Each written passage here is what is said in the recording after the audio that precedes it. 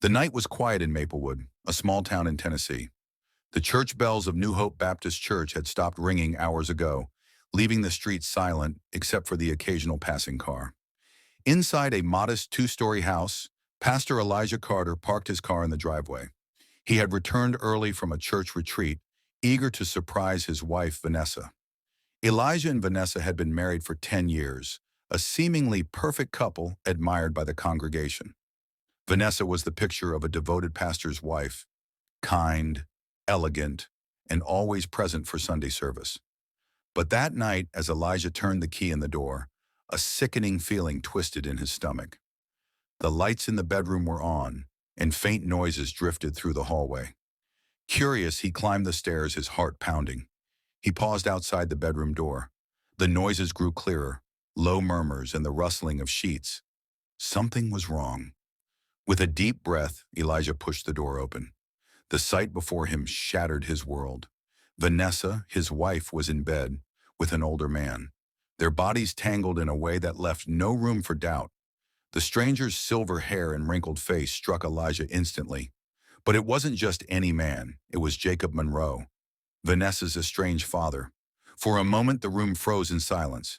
Vanessa's eyes widened in horror, her face drained of color. Jacob scrambled to grab the sheets, his mouth opening but no words coming out. "Elijah!" Vanessa started, but he stepped back, nearly tripping over himself. "You!" Elijah's voice was raw with pain, his hands shaking. His breath came in sharp gasps as his mind struggled to comprehend what he was seeing. His own wife, with her father. Disgust, betrayal, rage. It all boiled inside him, threatening to explode. Jacob sat up, holding out a trembling hand. "Son, let me explain." "Don't call me that," Elijah roared, his voice shaking the walls. Vanessa reached for him, tears streaming down her face. "Elijah, please." But Elijah was already turning, storming out of the room. He didn't hear Vanessa's sobs as he rushed down the stairs. He didn't hear Jacob calling after him. He only heard the pounding of his own heartbeat and the voice in his head whispering, "This can't be real." He stumbled into his car, gripping the steering wheel with white-knuckled hands. His chest heaved, his vision blurred. He wanted to scream, to curse, to hit something. Instead, he drove. The betrayal burned inside him like acid, but something else gnawed at his mind. Why? Why would Vanessa do this? And more disturbingly, why with her own father? Nothing made sense. Elijah didn't know that by morning, one of them would be dead, and the whole town would be talking about the scandal that rocked New Hope Baptist Church. The next morning, the sun barely peeked through the gray clouds over Maplewood. A mist clung to the streets, dampening the air with an eerie stillness. It was supposed to be just another quiet Sunday, a day of worship and peace. But by dawn, sirens screamed through the neighborhood, shattering the silence. At exactly 6:42 a.m., Officer Mark Sullivan of the Maplewood Police Department received a call. A man's body had been found in the driveway of the Carter residence. By the time Mark arrived at the scene, the house was already swarmed with officers and onlookers. Yellow crime scene tape stretched across the front yard, blocking off the bloodied pavement. Paramedics hovered near the body, though there was no doubt the man was beyond saving. Mark exhaled sharply, stepping closer. The corpse lay face up, his eyes frozen in shock. Blood pooled around his head, dark and sticky.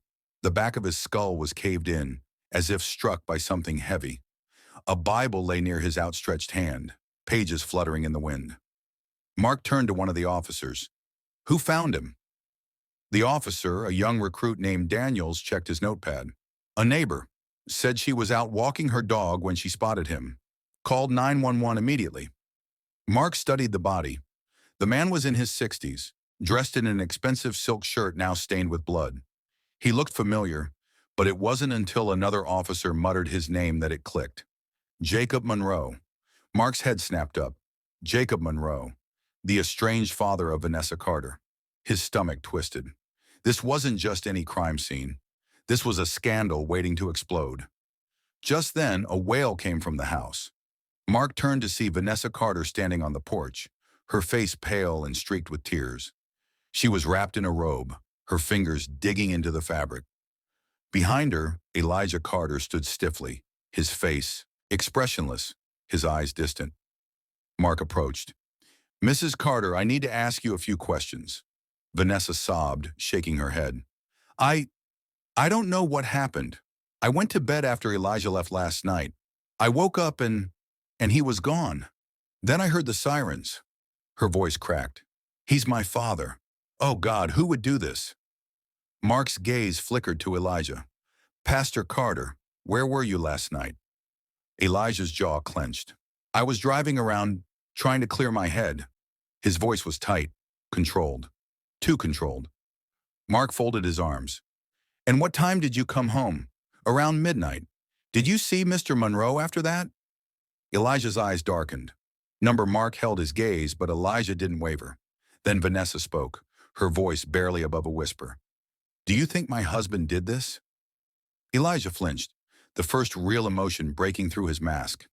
"Vanessa," Mark sighed. It was too soon to make assumptions, but something felt off.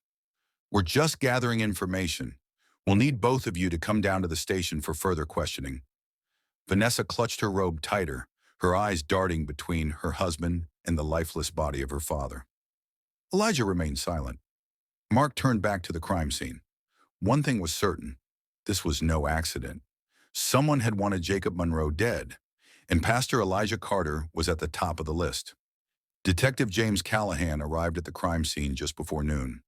A seasoned investigator with 20 years under his belt, Callahan had seen every kind of murder Maplewood had to offer, from desperate crimes of passion to cold, calculated executions. But this one felt different. This one stank of something deeper. Jacob Monroe wasn't just any victim.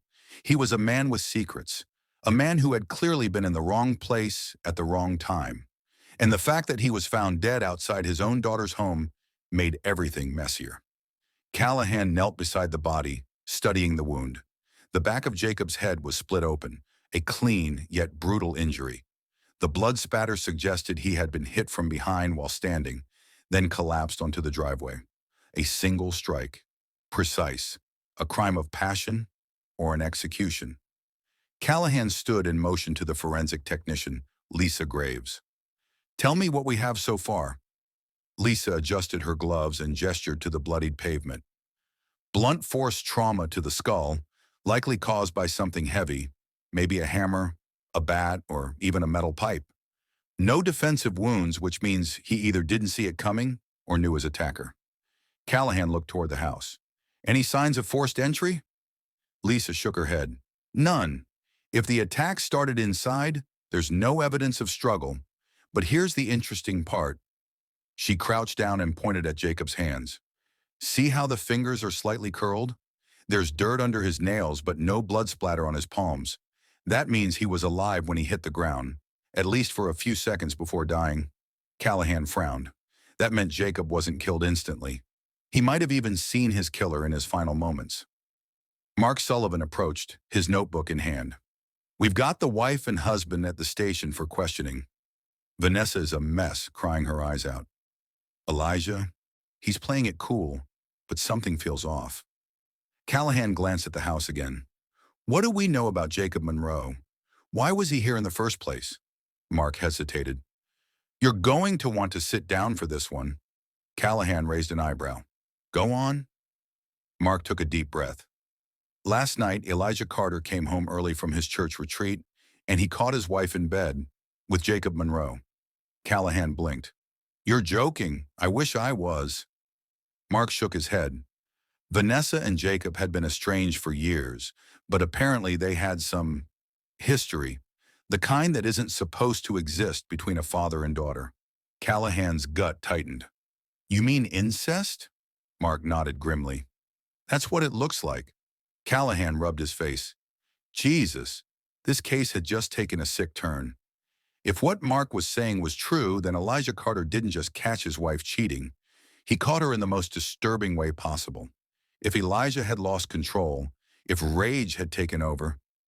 Callahan exhaled sharply. "We need to get into that house, search every inch, and I want to hear everything Elijah and Vanessa have to say." Mark gestured toward the front door. "We're already on it." But there's something else. He flipped a page in his notebook. The neighbor who called 911? She said she heard something around 2 a.m. A loud thud, like something heavy hitting the pavement. Callahan narrowed his eyes. That means Jacob was killed sometime between midnight and 2 a.m. Exactly. Mark looked uneasy. But the neighbor also said she saw someone standing near the body before running off. Callahan's pulse quickened. Who? Mark hesitated. She couldn't see their face, but she swears they were wearing a white robe, the kind a pastor would wear. Callahan's eyes darkened. Pastor Elijah Carter had a lot to answer for. Detective James Callahan sat across from Pastor Elijah Carter in the dimly lit interrogation room at the Maplewood Police Department. The walls were bare, the air stale, and the ticking clock on the wall made every second stretch longer than it should. Elijah sat stiffly in the metal chair, his hands folded on the table. His expression was calm, too calm for a man whose wife had just been caught in an unspeakable act and whose father-in-law lay dead in his driveway. Callahan had seen plenty of guilty men try to act innocent, and Elijah was playing the role well. But something in his eyes, something dark and distant, told Callahan there was more beneath the surface. Callahan flipped open his notepad. Pastor Carter, let's start with last night. What time did you leave your house after discovering your wife and Jacob Monroe together? Elijah's jaw tightened. Around 10:30 p.m. I was in shock. I needed to get out of there. Where did you go? I drove. Just drove. Callahan raised an eyebrow. No specific destination? Elijah shook his head. I was trying to clear my mind. Callahan leaned forward. You were out driving for how long? I came back home at midnight. Callahan tapped his pen against the table. So between 10:30 p.m. and midnight, no one can confirm where you were? Elijah sighed. That's right. Callahan studied him. When you got home, what did you do? I went straight to bed. Did you see Jacob Monroe? Elijah's eyes darkened. Number Callahan tilted his head. Pastor, are you telling me you didn't notice your wife's father lying dead in your own driveway when you pulled in? Elijah didn't flinch. It was dark. I parked in the garage and went straight inside. Callahan leaned back, folding his arms. That's convenient. The neighbor heard a loud thud around 2 a.m., meaning Jacob was likely killed between midnight and 2 a.m. That's right after you got home. Elijah's eyes narrowed. Are you accusing me of killing him? Callahan shrugged, just trying to figure out what happened. Elijah's hands clenched into fists. I won't lie to you, detective. When I saw them together, I wanted to kill him. Any man would, but I didn't. His voice was firm, unwavering. I left because I didn't trust myself in that moment. I drove until I calmed down. But when I got home, Jacob was alive. I swear it. Callahan studied him carefully. There was no trembling, no signs of deception, at least not obvious ones. If Elijah was lying, he was damn good at it. There was a knock on the door. Officer Mark Sullivan poked his head in. Detective? We found something in the house you need to see. Callahan nodded and stood. Before leaving, he looked Elijah dead in the eyes. Stay put, Pastor. We're not done here. Back at the crime scene, Callahan followed Mark into the master bedroom. Lisa Graves, the forensic technician, was kneeling by the bed, examining something under a flashlight. What do you have? Callahan asked. Lisa stood and held up a blood-stained shirt sealed in a plastic evidence bag. This was stuffed in the back of the closet, hidden under a pile of clothes. Callahan frowned. Whose shirt is it? Mark crossed his arms. It's Elijah's. Callahan's pulse quickened. Does the blood match Jacob Monroe's? Lisa nodded. We'll confirm it in the lab, but based on the fresh stains, I'd say yes. Callahan let out a slow breath. If this was Jacob's blood, it shattered Elijah's alibi. Then Lisa added, that's not all. There were also traces of blood on the bathroom sink, like someone washed up after the fact. Callahan's eyes darkened. If Elijah Carter wasn't lying, someone in this house was, and the truth was about to come crashing down. Detective James Callahan sat across from Vanessa Carter in the interrogation room. Unlike her husband, she wasn't composed. Her hands trembled in her lap, her eyes swollen from crying. Her entire body seemed smaller, as if she were folding in on herself. Callahan studied her carefully. Guilt could take many forms. Fear, grief, even denial. He needed to know which one Vanessa was carrying. He cleared his throat. Mrs. Carter, I want to go over last night again. You said you went to bed after your husband left. What time was that? Vanessa sniffled. A little after 10:30. Did you see your father again after that? She hesitated. Number Callahan leaned forward. You're sure? A flicker of doubt crossed her face. She licked her lips, then nodded. Yes. Callahan studied her. She was lying. He slid the plastic evidence bag across the table, containing Elijah's blood-stained shirt. Vanessa's breath hitched. We found this in your bedroom closet, Callahan said. Your husband says he came home at midnight and went straight to bed. If that's true, how did his shirt end up soaked in your father's blood?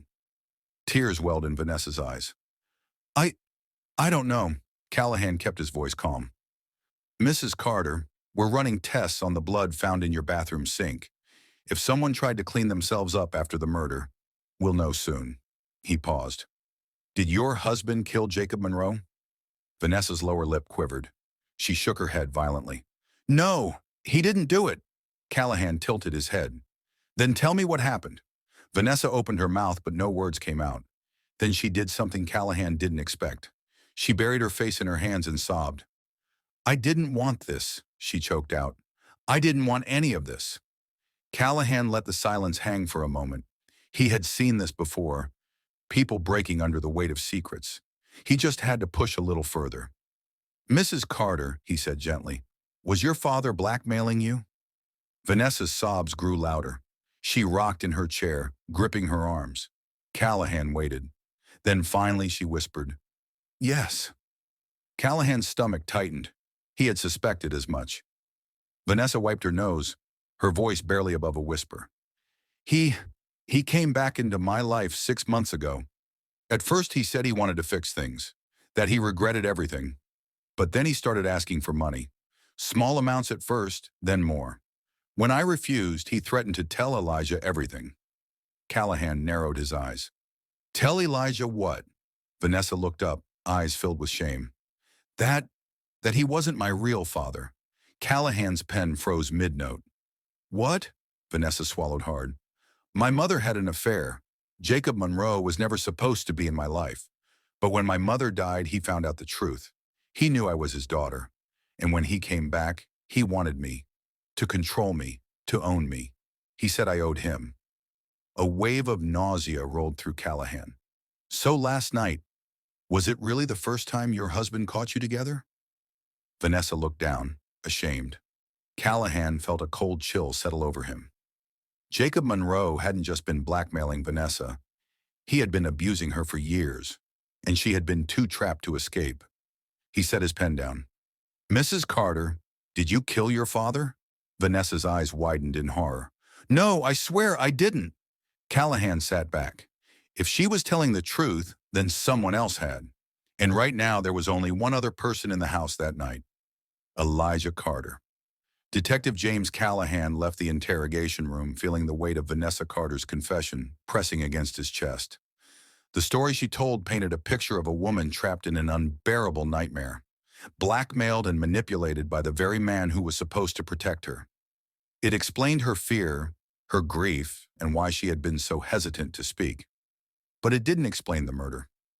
Someone had killed Jacob Monroe, and if it wasn't Vanessa, that left only one real suspect, Pastor Elijah Carter. Back in the observation room, Officer Mark Sullivan stood watching through the one-way mirror. He turned to Callahan, arms crossed. You believe her? Callahan sighed. I think she's telling the truth about the blackmail and abuse, but that doesn't mean she's innocent. Mark tapped the side of his notebook. We just got the forensic report on the blood in the bathroom sink. It's Jacob's. Callahan clenched his jaw. So someone cleaned up after the murder. Mark nodded. And we also got security footage from a neighbor's doorbell camera. It caught Elijah pulling into the driveway at exactly 11:57 p.m. Callahan's brows furrowed. That means Jacob was still alive when Elijah got home. Exactly. But here's the interesting part. The footage also shows Jacob stepping outside the house around 12:30 a.m. He looks upset, like he's arguing with someone on the phone. Then at 12:45 a.m., he disappears from view. And at 2:03 a.m., the neighbor hears the loud thud. Callahan's mind raced. That means Jacob wasn't killed right away. Someone lured him outside and struck him down after midnight. Mark nodded. Elijah claims he went straight to bed. But if that's true, why was his blood-stained shirt hidden in the closet? Callahan took a deep breath. There was only one way to find out. Elijah Carter was pacing in the interrogation room when Callahan walked back in. He turned as the detective entered, eyes burning with frustration. "Are we done here, detective?" Elijah snapped. "I've told you everything I know." Callahan pulled out the blood-stained shirt and placed it on the table. "Then maybe you can explain this." Elijah's face remained unreadable, but his fingers twitched slightly. Callahan didn't miss it. "That's your shirt, Pastor. It was found hidden in your closet, covered in Jacob Monroe's blood. We also found blood in the bathroom sink. Looks like someone cleaned themselves up after the murder." Elijah sat down slowly. His eyes flicked to the shirt, then back to Callahan. "I didn't kill him." Callahan folded his arms. "Then tell me who did." Elijah let out a long breath, rubbing his temples. His composed mask was starting to crack. "When I came home, I didn't see Jacob," Elijah admitted. "I went to the bedroom, and Vanessa was awake. She was crying. I didn't ask why. I was too angry." Callahan remained silent, letting the pastor talk. Elijah continued. "I showered and tried to sleep, but around 12:30 I heard voices outside. I looked out the window and saw Jacob in the driveway, arguing with someone on the phone." Callahan leaned forward. "Who was he talking to?" Elijah hesitated. "I don't know." Callahan narrowed his eyes. "You didn't go outside?" Number A, long silence stretched between them. Then Callahan said, "The blood on your shirt says otherwise." Elijah clenched his jaw. "I didn't kill him," he repeated, "but I did find his body." Callahan frowned. "What?" Elijah exhaled sharply. "I woke up around 2 a.m. and went to get a glass of water. That's when I saw him, lying there in the driveway, covered in blood." Callahan's pulse quickened. "And what did you do?" Elijah swallowed hard. "I panicked. I thought maybe Vanessa did it. After everything he did to her, I wouldn't have blamed her. So I went outside, checked if he was alive. He wasn't. There was blood all over me. I ran inside, washed up, and hid the shirt." Callahan studied him carefully. "Why didn't you call the police?" Elijah hesitated. "Because I was afraid they'd think I did it." Callahan drummed his fingers on the table. "Pastor, if you didn't kill Jacob Monroe, then who did?" Elijah's face was pale. He whispered, "I don't know." But Callahan had a feeling someone in that house did, and he was going to find out. Detective James Callahan left the interrogation room, his mind racing. Elijah Carter admitted to finding Jacob Monroe's body, but he insisted he hadn't killed him. The evidence, the blood-stained shirt, the cleaned-up sink, the suspicious timeline, made Elijah look guilty. But something still didn't sit right. Callahan knew one thing. If Elijah was lying, he was doing a terrible job at it. And if he was telling the truth, then the real killer was still out there. Back in his office, Callahan reviewed the case files again, looking for something, anything, he might have missed. He had witness statements, forensic reports, the neighbor's security footage.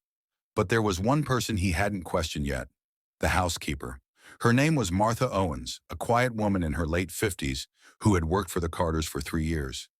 When Callahan arrived at her small apartment on the outskirts of town, she was hesitant to let him in. But after some gentle persuasion, she agreed to talk. "I already told the officers everything I know," she said, pouring tea into a chipped ceramic cup. Callahan took out his notepad. "I believe you, Martha, but I just need to go over a few things one more time." Martha sighed. "All right." Callahan flipped through his notes. "You left the Carter residence at what time that night?" "Around 10, she said. "Mrs. Carter said I could go home early. She wasn't feeling well." Callahan frowned. "Did she seem scared?" Martha hesitated. "Not scared, just off. Like her mind was somewhere else." "And Jacob Monroe? Did you see him before you left?" She pursed her lips. "Yes, he was in the living room drinking. He looked angry. Did you hear what he was angry about? Martha shook her head. No, but I heard him say something about not being ignored anymore. Callahan leaned forward. Martha, I need you to be honest with me. Did you go back to the Carter house after you left? Her face paled. Why would you ask that? Because we found a second set of footprints in the blood near the body. They don't match Elijah's, and they don't match Vanessa's. Someone else was there. Martha gripped the edge of the table. Detective, Callahan gave her a hard look. Martha, if you know something, now is the time to tell me. She exhaled sharply. I didn't go back inside the house, but I was outside. Callahan's pulse quickened. Tell me everything. Martha took a shaky breath. I had just gotten home when I realized I forgot my phone charger at the Carters. I didn't want to wake them, so I went back quietly. But when I got there, I saw Jacob Monroe outside talking on the phone. He was furious. Callahan jotted it down. Did you hear what he said? Martha nodded. Yes, he kept saying, you don't get to walk away from me. If you think you can make me disappear, you're wrong. Then he hung up and started pacing. Callahan's heart pounded. Did you see anyone else? Martha swallowed hard. Yes. Callahan leaned in. Who? She hesitated. Then, in a whisper, she said, a man. He came out of the shadows. I didn't recognize him, but Jacob did. He looked terrified. Callahan felt a chill run down his spine. What happened next? Martha closed her eyes. They argued. Jacob tried to walk away, but the man grabbed him. There was a struggle. Then the man hit him. Hard. Jacob collapsed. Callahan's grip tightened on his pen. Did you see his face? She shook her head. No, it was too dark, but I heard Jacob say a name before he died. Callahan's throat went dry. What name? Martha looked him dead in the eye. Daniel. Callahan froze. Daniel. Not Elijah. Not Vanessa. A third person. A name that could change everything, and he had to find out who it belonged to, before the killer struck again. Detective James Callahan drove back to the station with one thought running through his mind. Who was Daniel? The name had come from Jacob Monroe's dying lips, spoken in fear. It wasn't Elijah Carter. It wasn't Vanessa. It wasn't Martha. This was someone else. Someone who had a reason to kill Jacob Monroe. Callahan wasted no time. He ran Jacob's phone records and searched for any contacts or messages related to a Daniel. It didn't take long to find one. Daniel Whitaker. Callahan's eyes narrowed. Whitaker was a real estate developer with a string of shady deals, but no criminal record. What was his connection to Jacob Monroe? And more importantly, why would he kill him? Callahan knocked on Daniel Whitaker's office door early the next morning. It was a sleek, modern building, expensive, but soulless. The receptionist barely looked up when she buzzed him in. Inside, Daniel Whitaker sat behind a polished mahogany desk, a smug smile on his face. He was in his late 40s, dressed in a sharp navy suit, with salt and pepper hair slicked back. Detective Callahan, he said smoothly. To what do I owe this pleasure? Callahan didn't bother sitting. I'm investigating the murder of Jacob Monroe. Whitaker's smile didn't falter. Tragic, isn't it? I heard about it on the news. Such a shame. Callahan dropped a photo of Jacob's bloodied body onto the desk. I'm not here to talk about the news. I'm here to talk about why Jacob said your name before he died. Whitaker's smirk faded slightly. I don't know what you're talking about. Callahan leaned in. You do. You met him the night he was murdered. Whitaker chuckled, but it was forced. Detective, I think you're mistaken. Callahan pulled out his phone and played an audio recording. It was from Jacob's call logs extracted from his phone. A voice, Jacob's, angry, desperate. You don't get to walk away from me. If you think you can make me disappear, you're wrong. Then another voice, low, threatening. You talk too much, Jacob. Silence. Whitaker's face lost all color. Where did you get that? Callahan crossed his arms. Jacob recorded your conversation. Smart guy. Too bad for you. Whitaker's hands gripped the edge of the desk. You have no proof that Callahan cut him off. We found your fingerprints at the scene. A lie, but Whitaker didn't know that. And Martha Owens saw you. Another half-truth. You killed Jacob Monroe. Now tell me why. Whitaker stared at him for a long moment. Then finally he exhaled and leaned back in his chair. Fine, he muttered. Jacob was a liability. Callahan remained silent, letting him talk. Whitaker continued. He was extorting me. He knew things about my business, things that could ruin me. He threatened to go to the press if I didn't pay up. Callahan frowned. What kind of things? Whitaker smirked bitterly. Let's just say some of my deals weren't exactly legal. Callahan's jaw tightened. So you killed him to keep him quiet? Whitaker shrugged. I didn't plan to, but that night he called me, drunk and angry. He said he was done playing games. He was going public. I couldn't let that happen. So you met him at the Carter's house? Whitaker nodded. I waited until he was outside. We argued. He tried to walk away, so I hit him. He fell. I didn't think it was that bad. But when I saw the blood, he trailed off. Callahan shook his head. You cleaned up and left him there. You thought nobody would connect you. Whitaker smirked again, but this time it was hollow. Until now. Callahan pulled out his handcuffs. Daniel Whitaker, you're under arrest for the murder of Jacob Monroe. As Callahan snapped the cuffs onto his wrists, he felt a strange sense of relief. The real killer was caught, and for the first time in days, the case was finally closed.